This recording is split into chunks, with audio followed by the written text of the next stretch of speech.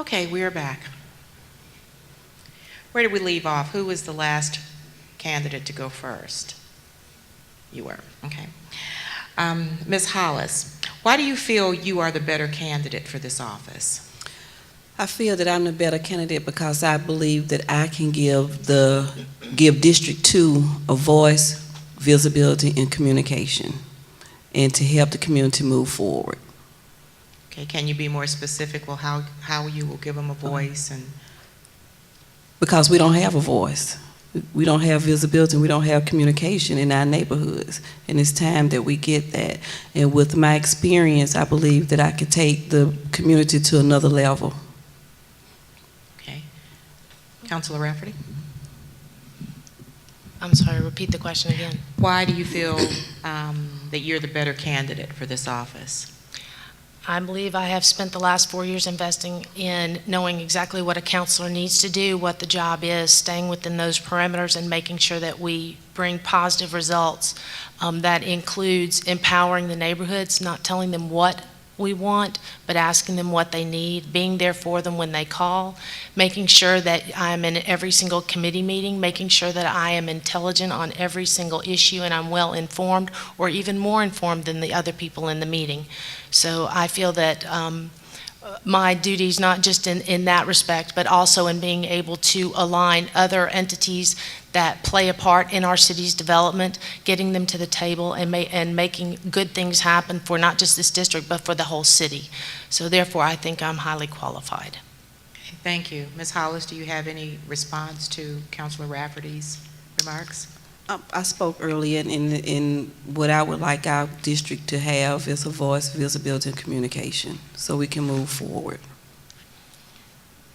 You have any rebuttal? No, thank you. Okay. Now, wait a minute. The implication is you say the district does not have a voice. Is that your statement? That's what I said earlier. Councilman Rafferty, is there no response to her comment that there's no voice for the district? I believe I just defined that I have quite a voice in negotiating budgets, in negotiating protection for agencies such as the transit system, such as Class Trans, such as Veterans Affairs in the city, such as Meals on Wheels, such as other educational programs, nonprofits, as well as making sure that every contract that comes before the city government is in order and is in all fairness. You're not, as a counselor, just representing your district. You're representing the whole city in everything you do. You do have a voice. You have had a voice. If you call the office, you get a response on an individual basis. If the neighborhoods have asked, we've been able to deliver to the best of our ability. Your response to that? My response is the budget is not approved, one, so that's not a done deal. Two is we have problems with the transit system. I have spoken with people that have ridden the bus. I talked with a man, as a matter of fact, last night, and this man has been registered since he was 18 years old and now his 50s, and he was not able to vote due to the transit system and due to the time that the buses run. So it's a lot of things that need to be done, beginning inward and then outward in our neighborhoods. In regards to the voice that we were speaking about. Correct. Okay. All right, we have another question. How do you view, you spoke of transportation, how do you view the transportation issue for elderly and disabled citizens in our community, and what can be done to enhance that? I think we have to begin with, I'm not sure which order goes. Councilor Rafferty? Well, coming into this office, within 4 months of taking office, I had to deal with 2 transit issues. One was the underfunding of the BJCTA, and the conflict between the city and being able to have good service or develop good service, and understanding the problem with transit. And they have a program called VIP. We also have another transit system called Class Tran, which came to my office in April of 2010, just after I came into office, and we were able to leverage, working with the administration, $250,000, I think it was $243,000 of funding for Class Tran. The city had never done that before, and they had to step in and meet a need that was not going to be met by the county because of the county's fiscal status. So I believe very strongly in public transit. And if you don't act on it, if we don't build it, this city is not going to grow. And I have been very successful in the last 4 years. If you remember correctly, at least in the last 2.5 years, there's been no mention of the transit system in the city of Birmingham or ClassTran not or having to shut down because the city was not meeting its fiscal responsibility to ensure that that transit is running. I think with the transit system, we need to go and really negotiate and talk about extending the time of the transit system. You have people that ride the bus, and if you put yourself in their positions, you have single mothers that's riding the bus. Not only do they have to get their kid to school on the transit system, but they have to get to work on time. You had a transit system that take people to the Galleria and to the Summit, and if they miss the bus at a certain time, they do not have any transportation back home. So we have to get in there and let them know that we are on one accord and we need to extend the services of the transit system. How would you, as a city councilor, affect the budget? Because I remember at one time the Transit Authority was talking about their funding and that they didn't have the money to run the buses for the extended service. So would that be a priority, and how would that impact your other priorities for District 2? Councilor Rafferty? The problem with the transit system is funding. We are one of only 3 states in the United States that do not have a direct state funding source. So it's up to the cities to come up with the money. And at this point in time, the cities can have to pay for the hours on the road, the mileage and the hours on the road. The city of Birmingham can only afford what we're putting into it right now. It's along the same lines. If you want to build a mansion and you give the contractor $10, you're only going to get an outhouse. We are not investing enough money. We don't have that state funding structure in place to build the transit system we need in the city of Birmingham. We did it one time until we had the strike, and then we went to privatization in the 1990s. And so what I've done in the last 4 years, I've met with Mobile, Montgomery, and Huntsville individually as well as together, and we are moving towards presenting legislation in Montgomery to create alternate funding opportunities so that we can get the state to start funding the transit system, so we can have less than a 1 hour leeway so that people aren't missing the buses. We've almost replaced, or we're in the process of replacing, our whole fleet right now. It's not a counselor's position to affect change at the BJCTA. What the counselor's charged to do is to ensure that that money is there, to advocate when there are issues, but at the same time, what is even more critical is to appoint a responsible board. And that's what we've done the last 4 years. We have come out with a top-notch board at the BJCTA, a top-notch executive director, which is turning the tide of transit on the city. As long as once we get that funding in place, we'll have the best transit system in the United States, which is what we had in 1972. Ms. Hollis? Yes. You don't have to go in and try to change anything, but you can go in and find out what is the problem and why it's the problem, and how, as a representative of the district, to help that problem. Because I feel there's no reason why a single lady have to ride the bus to the Galleria, miss her bus, make a phone call, and they tell her the next bus comes at 6 o'clock in the morning. That's an issue. That is an issue, and you need to go in and find out what is it that we can do to help the transit system more mobile around this city. Do you have a response to that? Again, the counselor can't interfere with the administration of the BJCTA, and what she is talking about can only be handled with more funding. The only way we can solve that is to have state funding source, so we can draw down more federal funds and put the buses on the street 24 hours a day, 7 days a week. But at this point in time, we don't have the money to make that happen. Okay. Well, another question along that line, your funding, understandably, is finite. In the city of Birmingham, we're looking for quality of life, bettering quality of life, and decisions that are made by the council to better the quality of life. Do you not think that in the budget that there may be some items that are really more fluff? I mean, we look at different things that are happening in the city, and if transportation, jobs, having people to get to work, if that is in fact a priority, if it is in fact, your priorities, are there other things that are in the budget that could be eliminated to put more emphasis on those things that would better the quality of life? Ms. Hollis? Being a past budget director, I'm pretty sure it is line items that's overfluff, but I can't say yes or no because I haven't seen the budget. But once I look at the budget, then I'm able to see what needs to go where, because there are things that you can do with a budget in order for everybody to have monies and be happy. Okay. Councilor Rafferty? Well, actually, over the last 4 years, the council's cut a lot of fluff out of the budget. The mayor stopped funding nonprofits, and I believe that was a $5 to $6 million line item every year. There's been a lot of things that have dropped off the rolls. There's been a lot of cuts in outside contracts. So a lot of the fluff has been removed. What little fluff we find now are actually mistakes that the administration made in submitting their budget proposal to us, and we usually turn that around for things like Children's Village, which is the only orphanage in the region, or things like Meals on Wheels, or I wanted to say child care resources, which also supplements child care, which are intrinsic to the welfare and the success of our community. But for the most part, we've cut back just about everything, all of the fluff we can in outside contracts. What I'd like to see and what I've been proposing the last 2 years, and hopefully with the new leadership in the council, we'll see this happen, is that we'll actually start looking at the line items in the operational budget, meaning the departmental budget.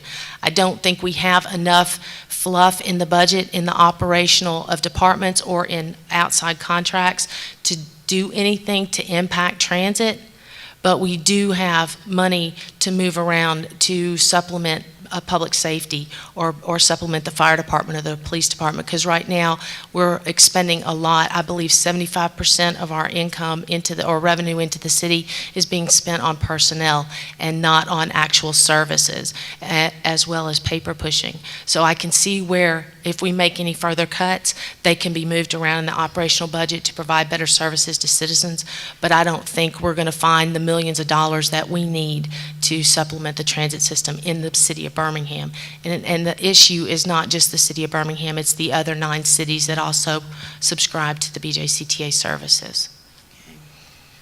In dealing with the line items in the budget, going back, there was a question with regards to outside attorney's fees. At one point in time, the lawyers who were on staff at the city attorney's office handled many of the cases. So has there been anything that has caused all of a sudden a conflict of interest that did not exist before? Anybody?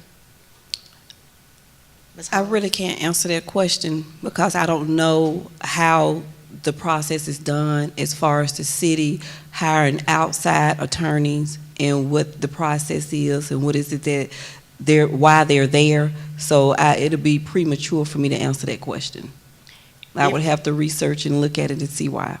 If you were elected, Mhm. would that be one of your concerns, or would you look at that? I would look at it because it sounds like it's an issue.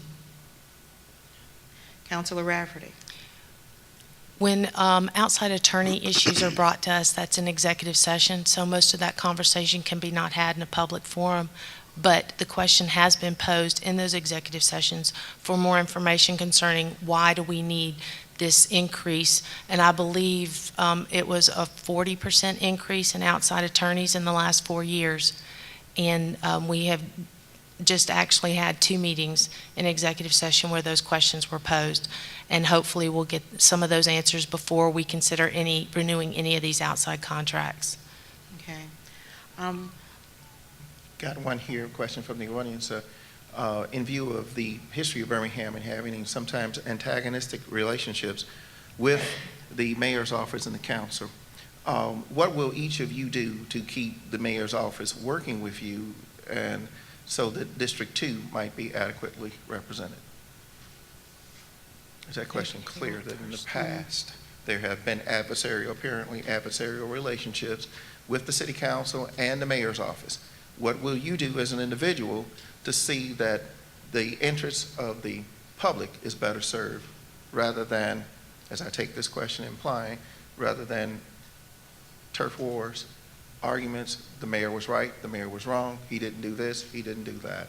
What will you do to keep the mayor's office working with you? And I guess wherever that should go. Ms. Hollis. What I would do is to make sure I have established relationship with the other 8 council as well as the mayor. And I would sit down with the other city council to see what is it that their communities need, and because it's a compromise. I'm gonna find out what their community need, and I'm gonna let them know what our community need. And we're gonna be in unity so everybody can be happy. And I think that we can do that. Okay, Ms. Rapp. As far as working with the mayor's office, we've had 2 issues come before the council that could have been animosity between the mayor and the council. We have had disagreements. Usually I keep my disagreements based on issue and fact, not on personal, and that's what you have to step cautiously with, whether it's the 8 other councilors or whether it's the mayor's office. But one has to do with the discussion of the budget, who puts it on the agenda. That's the big fight. It's not necessarily, we do disagree on the version of the budget that needs to be promoted, but the Mayor-Council Act is unclear on who or how it gets to the agenda to be voted on. So what I did was I got with the other 8 councilors and advised them that we needed to go ahead and pass a resolution, send a directive to the mayor, which we did by resolution, that he needed to place our version of the agenda on, or our version of the budget on the agenda. He did not. So the next step, the very next Tuesday, without any further comment, the council passed another resolution to send a letter to the Attorney General's office. It's not whether or not we're really looking to aggressively take him across the park and sue him for any negligence of his duty, but it's just to clarify your position. And the council did not speak a word because there was no reason to say anything. There was only reason to take action, and that's what we did. And we also did the exact same thing today. There was conflict concerning the issue of acquisition of new fire trucks. Half the council didn't really like the way it was funded, but all of the council agreed that it was an emergency situation, and in the end, we all voted and went ahead and put that money in place to get those the ladder trucks and the pumper trucks replaced, which needed to be done for the sake of the city. So there's a lot of times you have to compromise, and you have to be prepared to compromise, but you also need to know when to stand firm. Do you have any I do. response? I just think that unity can be done on that council. And I think that a togetherness can be done on that council. You have to go in and be able to communicate and talk with one another, not take the mayor to the district attorney, because I really believe if you know what's before you, if you have studied and you see what's going on, I think a compromise can come. Any response to that, Councilor Rafferty? Well, first correction, we didn't take anything to the district attorney. We asked the Attorney General for a ruling on the Mayor-Council Acts to clarify the language. And depending on what the Mayor-Council or what the Attorney General says, then we can move forward with forming policy. I also want to say is on the budget, the council stands firm. We stood firm on our version of the budget because we did a darn good job on that budget, and it was very fairly balanced, and it covered all the bases. The mayor didn't like it. So now we're compromising on it. Now, it took a while to get the mayor to come back to the table, but it does hinge on the leadership, not just from the administrative side, but on the council side. And so we've got to have stronger, more assertive leadership on the council side to bring everybody together, because it is 9 councilors, and it's not one individual councilor. You're always looking to the leadership of the council to direct you on your further actions. Okay, thank you. My correction, Attorney General. There has been a lot of concern with regard to the Birmingham public school system, and it used to be an appointed school system. Now it's an elected school system, so it has its own autonomy. The school system is in trouble. What do you, Councilor Rafferty, see your role as a city councilor in helping the Birmingham public school system? You know how sometimes you think you're doing the right thing and it doesn't always come out the way you thought? I'm not exactly sure that having an elected school board and making our school system political was the right choice that we should have made, or the right option for us to make. With that being said, we're in the middle of it. So what you've got to look for as a city councilor, you can't control, you can't force the issue. What you can do is be there. Now, the school board has never approached, but I would assume the new school board will, to sit down with the council. So you have to be available for that discussion when it comes forward. I don't think that the issue as much as throwing money at it, but it's in getting that administration in place. It's getting good leadership, again, in place to start making the hardcore decisions. And there are many school systems in this state that have been in the same plight, maybe not as large as the city of Birmingham, but they've been on the verge of financial bankruptcy or financial problems, which is limiting their ability to provide a good education. And they've turned around. And we need to start learning lessons from the people who are standing around us and start again, the council and the administration of the city are there for the school board when they're ready to walk across the hall and ask for help, but we can't impose our help on them. All we can do is wait, because it's an independent entity. It's not controlled by the city of Birmingham anymore. Thank you. Ms. Hollis? What I would do is sit down and talk with Lord Watson, who is our District 2, that sits on the District 2 Board for Education, and see what service do he need from me to help with our 6 schools, because that's our future. The kids in those schools are our future. We need to do whatever we need to do in order to get it to where it needs to be. And I do feel that whomever is on the board should have some type of education background, because if you have not worked in that system, I don't feel that you really can carry it on the way it needs to be carried on. Okay. Councilor Rafferty, do you have any response? She's correct that there should be a qualification for an educational background, which does not exist at this point. It's just, again, the same as the council. You have to be a qualified elector in whatever district you're looking to run in. But I do think that there needs to be an active relationship. Now, the council has an education committee. That education committee would be the one to call the school board across.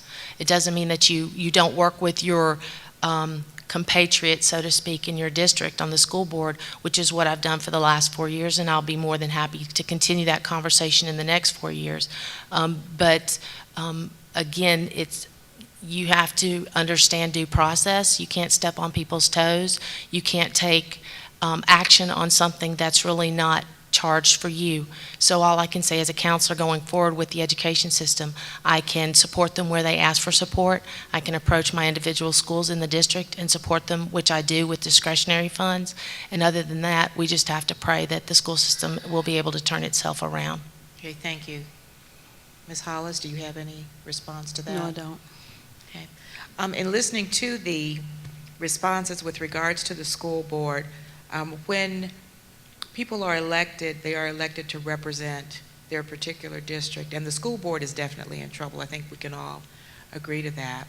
Do you think that it's in enough crisis mode that we should not wait for them to come to ask for help, but that if you were a counselor or in your position as counselor, you would go offer help? And if you would offer the help, do you have any specifics other than money that you think might help them? Because they're losing students, closing buildings, but they still have employees that they have to pay as well, but the students are who are suffering. Ms. Hollis? I would sit down with whomever, with Lord Watson of District 2, to ask him, what is it that you need from me as your council person? What is it that I need to do to help with the school system? And I would follow his guidance, because he's over that district as far as the school board. So I would get with him and work with him one-on-one. Okay. Well, the board, just like the city council, is a legislative body. The person you really, if you're going to offer help, would be Mr. Withers or Dr. Witherspoon, which he is a resident of District 2, and I have spoken to him before, but really he prefers to bring it over to the council rather than the council to go after them, because the only thing at this point, all that we could offer would be money, or to look at, I believe there was a discussion concerning a referendum for an increase on the ad valorem taxes in the county, and that was dropped. I don't know where that is, but we have to take the lead from the school system, the same as if the city was in trouble. You don't want the school system coming over trying to tell you what to do with your administration. We really have to take the lead from the school system. We can't take the lead for them. Okay. Okay, yes, I have still a couple other questions from the audience. I'm going to see if I can put this together for you. Being aware that there's only a limited amount of things that you can do for these things, what would you do in regards to issues such as sewer debt, the closure of Cooper Green, cleanup of dirty bookstores and drugs out of East Lake? And I know that these are not necessarily city council decisions you can make, but your citizens are faced with sewer debt, closing of Cooper Green, dirty bookstores, drugs, things of sort like this. So I don't know how would you have a response to that, because these are citizens' questions. Well, the first two are actually county issues. So the only thing you can do is put your ear to the ground and listen to what's going on. The council, initially, when we first got together, we had a meeting with Jefferson County concerning the bankruptcy and the sewer system. And we got a little bit of an education, not a lot of answers. So at this point, again, you have to know what your lane is to be in. As far as the other two, in reference to First Avenue North, which the area they're talking about is not in District 2, but those three places, there's a lounge, there's a bookstore, video store, and a movie theater. They have been grandfathered in. We cannot close them down. But what we can do is try to find somebody who would be willing to acquire the property, and I do believe that there are offers on the table, and in turn, once that property is acquired and it's put to another use, that grandfathering in disappears. I believe it's after a year. And once that happens, then you're not going to have that problem at that site again. Now, we did have a topless bar here just down the street on Derby Parkway, which we shut down. That was another one of the first actions I had. I believe we had to shut them down twice after we came on to council. And you have to be very astute on zoning laws and making sure that the zoning that surrounds these type of properties is of such a kind that it inhibits the ability for anyone to get that kind of license to operate that kind of business. That's going back to what I said earlier on some of the things that we need to do, and that's going back to economic development, where we are providing jobs. And if we're able to create and provide jobs, then that's one way to decrease on the crime that deals with District 2. Okay, and I'm thinking the issue is that there's certain things you can't do because it's not in your purview of responsibilities, but are there other things external, since the questions are, can you do anything? I think you spoke to those, but do you see anything you can do to help citizens in this case when you can't throw a business out? Right. Well, you can find out what is it that the citizens want, and then you can, that go again, that's the task force, where you can have a subcommittee fall up under that task force, and they get other like-minded people that want the same things that they want. We want the drugs out of the neighborhood. That's now, right. That's not what can city council do on that? Well, we can create jobs, number one. That'll decrease some of that. And we can also be very voiceful with our police to make sure they're out there on the beat where they're supposed to be also. How can city council members create jobs? We can create, well, one of the ways that I would like to create jobs is I want to team up with small businesses, because I think small business is the key of creating jobs. And they can hire our young adults to mentor them and also show them entrepreneurship. That's one way. Another way is District 2 has a lot of development that needs to be done. Once you start developing, those are other jobs that's coming into place. And once you start building on the district, then you're also coming not just with small jobs, but long-term jobs within the district. So now, and I'm going to try to pose the same questions to you, Councilman Rafferty. You've got to reach out, you said get jobs, you're going to have to get the business community involved. How are we going to get the business community, for instance, even where we are in our area here, we have all this acreage out here that's undeveloped, and you want to bring business in. how are you going to get the businesses in? I mean, is that not the office of the mayor that reaches out and brings business in? Well, I think it starts with your representation. Your representation got to go and let the mayor know what's going on within the district. And you can also start out by starting out with your merchants. I go to the merchants meeting. I'm a small business owner myself. So you can establish relationships with those small businesses in order for them to hire people. You know, so that's one of the ways that you can start by providing jobs for people. Okay, building business, Councilman Rafferty? Actually, excuse me, I wanted to go back and address your issue on crime, because I didn't touch on that. But one way is we did have a constituent who called into my office and emailed me about drug activity right on the corner of his house. And he gave me the address, he gave me all the specifics, I printed it out, I put it in Chief Roper's hands, and within 2 weeks, they made a bust at that address. And they're working on the second site now. So really, to cut down on drugs, the constituents need to make sure that they contact not just 311 or the police department, but you contact your counselor. And that counselor, when you have that relationship with the chief of police, you can hand that straight to him and just ask him, can you help this constituent? You can't direct him to deal with it, but you can ask him, can he help? And he was very happy to help this constituent out. Now, as far as your other question concerning how can you create jobs, you can't create jobs. You can only create opportunities.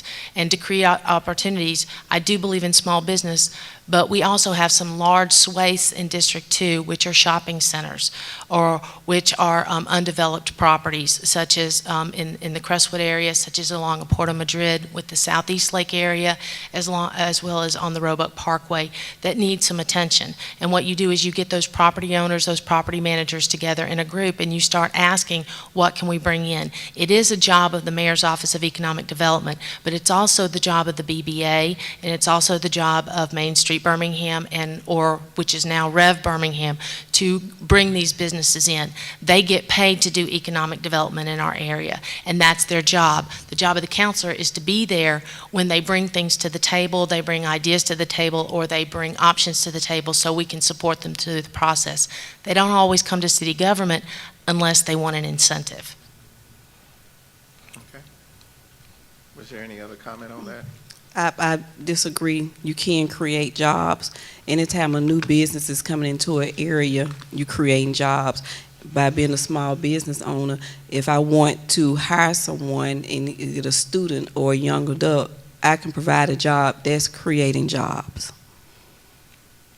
But to bring the business in, as you're hearing that that's happening for the mayor's office to do it, and she's saying other organizations to bring in these businesses, would that be an implication that you would actively get involved to try to get businesses to Absolutely, absolutely, because you have to go out.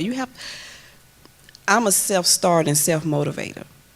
I'm one of those people that I can't just stand still and wait on somebody to say you can or you cannot. Sometimes you have to step out there and go get it and bring it back to the people. Going back to what I said in the beginning, if everybody's on the same page and you're going in numbers and you getting your votes from city council and you letting the mayor know what's going on, you can get what you need to get for your communities. Well, one other side item, and Mr. Slauson, this is to you. I think you'll be happy to hear this. A gentleman contacted me 2 weeks ago. Banks Middle School was a big issue. What to do with Banks Middle School? It belongs to the city. The mayor tried to sell it for 4 years. Nobody's buying it. A gentleman, talking about creating jobs, a gentleman called me with an investment idea to create a tech school or an expanded educational opportunity on that property. That in itself, if you create a schooling opportunity in the district, which this property is prime for that kind of development, in itself it trains the workforce. You may not be able to assign them to a job, but you're giving them skills to be able to obtain a job. And so that's another avenue, not just bringing in a business, but bringing in an educational opportunity so you empower the people to find the job. Government is about empowerment. It's not the same as the church or a school. It's about giving you the tools you need to be a success, not making you do it the way that you want it done. Okay, and another question from the group was, this is very specific It happens to do with this neighborhood here, Liberty Highlands. It was stated that there was money, and I don't know, either one of you can address it, but that was allocated for a park in Liberty Highlands that has been in plan since 1989, and it has not been accomplished, which is, again, an implication of representation for the Liberty Highlands area. I don't know how that can be addressed unless, Ms. Rafferty, if you have something to pertain to that, and then if there's any comment that you would make. When I ran for office, this was a very pertinent issue to the Liberty Highlands neighborhood. The money was put into place on a bond initiative, and actually, I've gotten conflicting dates on how long the money's been sitting there. The issue is not with the council representation. The issue is with the legal department. And they were supposed to have been acquiring some property that was hung up, and they couldn't, I can't think of the legal term at this point, the title issues. They could not track eminent domain. They were going to have to use eminent domain, but they've been trying. They keep saying it'll be 6 months, it'll be 6 months. We're filing for eminent domain because we can't clear the title. So the issue's caught up in the administration. It's not the counselor, because the counselor, regardless of who the council representative is going to keep asking that question every 3 months. Where are you? Where are you? Where are you? You can't force the administration to move faster, but it is within the legal department, and that's all I can say. Thank you. So since 1989. Well, that's- and again, I'm not clear as to the funding or how long. From the administrative side, it's not been since 1989. So I'm not clear on the full history of it. I just know where it is when I came into office. Is there anything you can say in regards to that? On Liberty Highland, all I can say is that I have visited over there several times, and I have listened to the community over there, and I know that they do want parks, and they do want development, and they do not want their area annexed to Irondale. They do not want their area. Annexed to Irondale. I'm confused. Annexed? They want to stay in Birmingham. But is Irondale attempting to annex this area?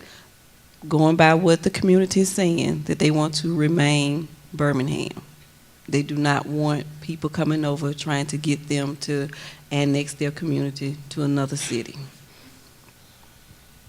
Okay. Do you have any comment, Councilor Rafferty? No, but I do have intense aggravation with the legal department. Okay. Sorry, I wanted to step lightly on that one. No, that's fine, that's fine.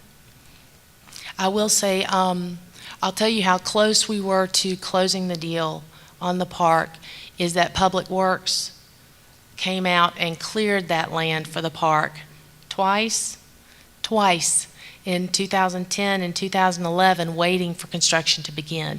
And the legal department held it up every single time. But we expended taxpayer money for Public Works to come out and clear the property for construction. Okay. And it just never happened. Let me Okay. address one question before the final question. I really am intent on trying to get some of these questions on these cards. This is regarding the activities for the children. Do you have any plans for activities for the children, such as a skate park or anything for our young people?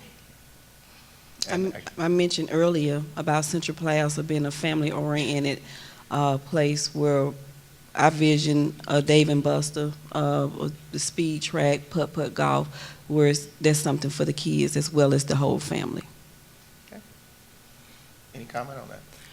Skateboard parks are a very hot issue. We've been discussing it. We actually, A-Skate received a $25,000 grant to build a skateboard park, and my son skateboards now.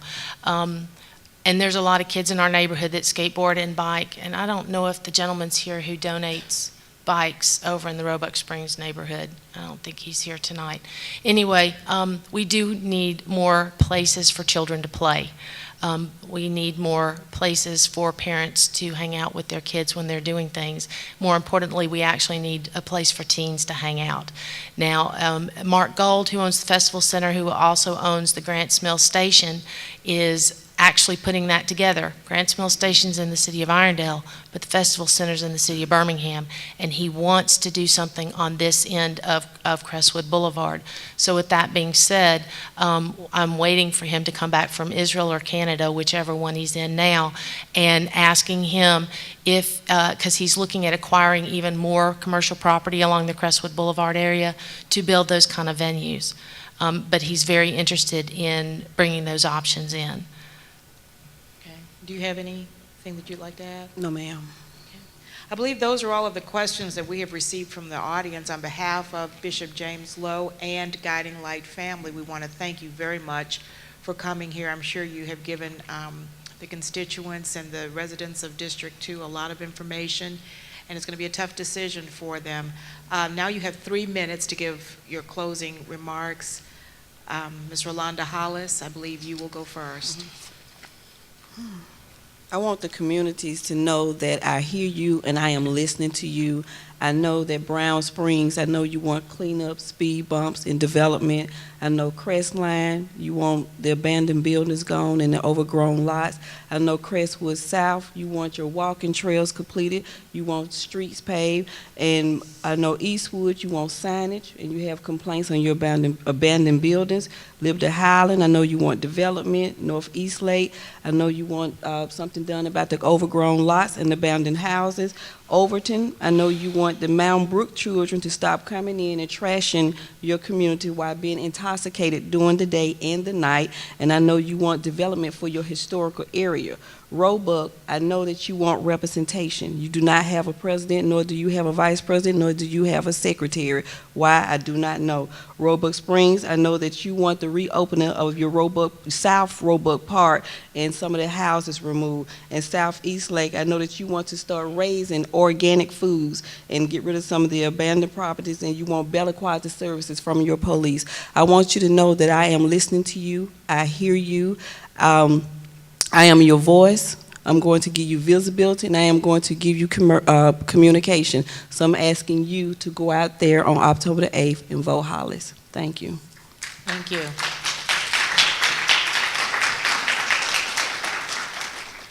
Councilor Rafferty. Thank you. I've spent 4 years educating myself. I've spent 4 years being very aggressive on knowing the facts, representing, being the voice of common sense, the voice of the issues, not loud and boisterous, but very intentional and focused. I want to give you a list of the things that I have accomplished because you said there's no voice. And again, the job of a counselor is greater than the district that you're in. Although I have answered plenty of calls, I've resolved plenty of issues, and very good things have happened in District 2 because of me sitting in the position that I've been in the last 4 years. When I first came into office, we passed an ordinance, no texting while driving. We ensured that for the last 4 years, transit funding has been fully in place, as well as changing the executive director and the board around. We have ensured that Class Tran has continued to deliver the elderly and the handicapped where they needed to go and ensured that they had the medical services that they needed. The Grants Mill Bridge, the county gave us $1 million to replace that bridge. That was a major transit route for District 2 in that area of District 2. The mayor was going to use that money for something else. I made sure that money was put into place and the bridge was built. The bus stop on West Boulevard seems small against everything else I said, but that was pretty critical on all the people that had to walk up First Avenue North against traffic to get to the new health department. The Trinity Task Force. Trinity Medical Center is moving from District 3 to District 2. It's moving on 280. It's something that is going to happen. And when I first came into office, I made a tour of the facility, and I asked, why is there no task force in the Crestwood, Crestline area to deal with the transition of what is going to happen? Regardless of how you feel, it was going to happen. That task force was put together. That task force has been active for the last 3 years. Now, for the last 2 years, Festival Center, completely 100% full. Roebuck Shopping Center, 100% full. Payday lending moratorium in place for the last 2 years. We're working on state legislation to get rid of it. Bank on Birmingham, a program to teach people not to go to payday lending. $1 million in road paving, the walkable streets plan in the Southeast Lake neighborhood, the new Alagasco Business Center here in the Liberty Highlands, closure of the Sensations Topless Bar, annexation of U.S. Steel land, as well as 85% occupancy rate in housing in the city, in District 2 in the city of Birmingham. We've also reduced the city debt. By 2017, we will cut our debt load in almost half. Now, you ask why I'm qualified. I'm telling you what I've done, and I can guarantee you you're going to get more of the same going forward. Thank you very much.